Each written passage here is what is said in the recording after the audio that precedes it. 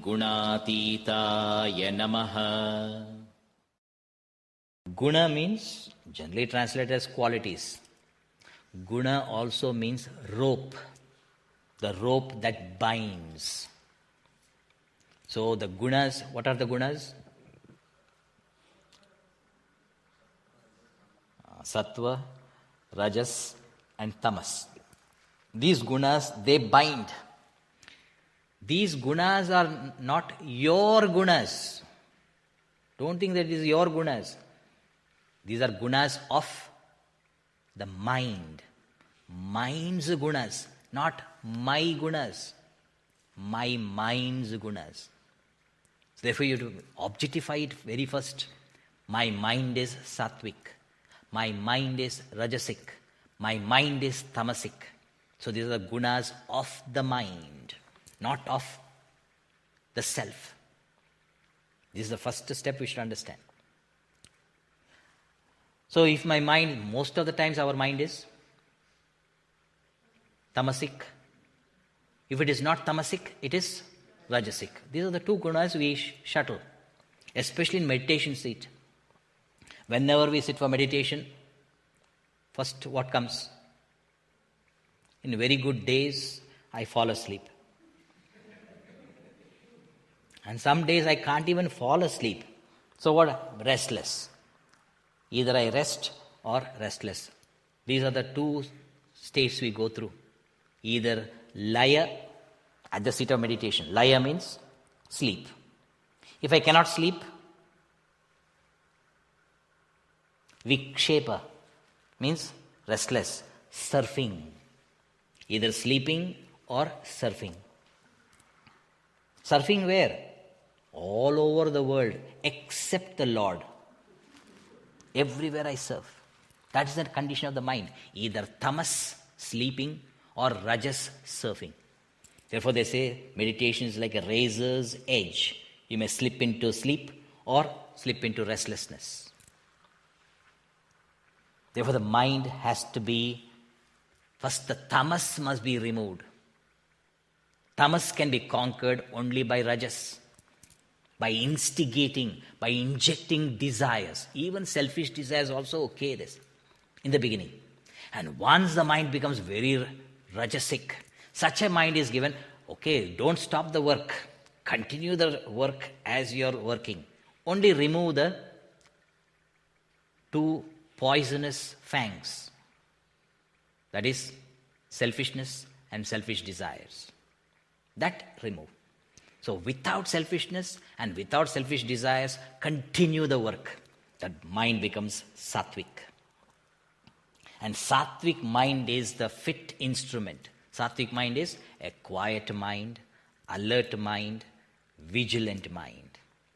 So when the mind becomes more quiet, more alert, more vigilant, such a mind can turn its attention unto the divine. Not only the mind can turn its attention, turning the attention is called contemplation.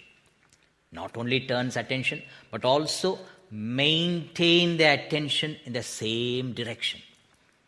This maintaining the direction in the same altar is dramatized on Shivaratri, the water continuously flowing on the Shivalinga. So the thoughts continuously flowing unto consciousness. The feelings continuously flowing unto consciousness. This is dramatized. So tomorrow morning, what time in the morning?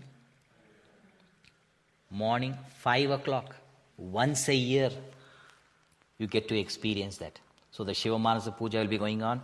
You can take a pot of water, pour into the pot, and then sit in front of Lord Shiva, Shivalinga, and watch. As you're watching the Shivalinga, you start thinking that your thoughts are flowing upon the divine life, the pure consciousness. Meaning, you're thinking of consciousness. You're feeling consciousness.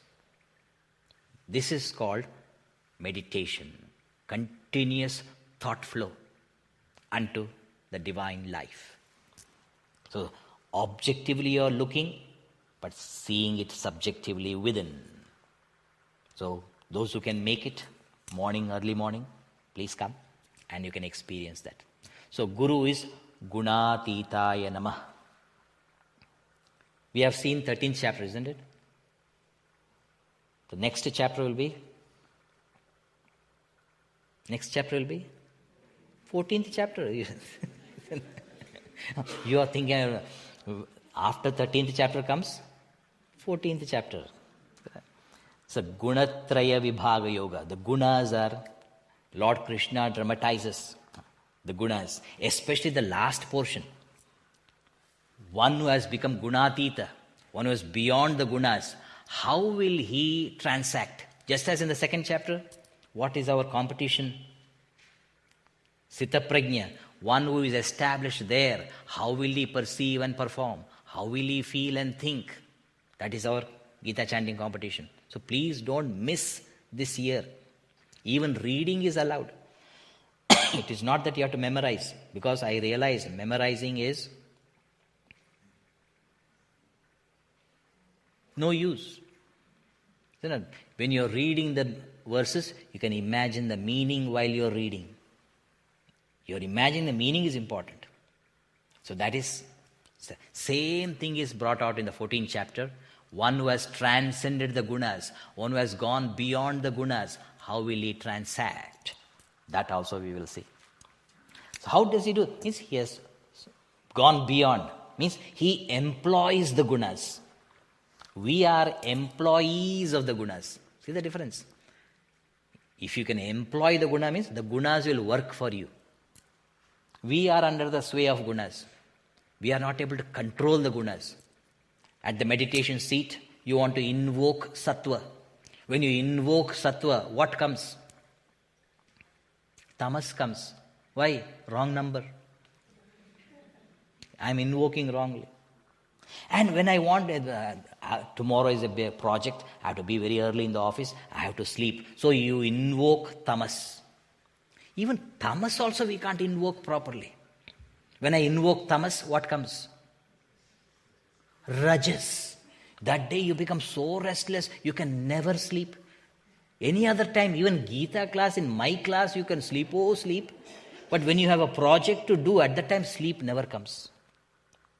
See, we don't know how to invoke or employ the gunas. So Gunatita is the one who employs the gunas. Om Gunatitaya Namaha.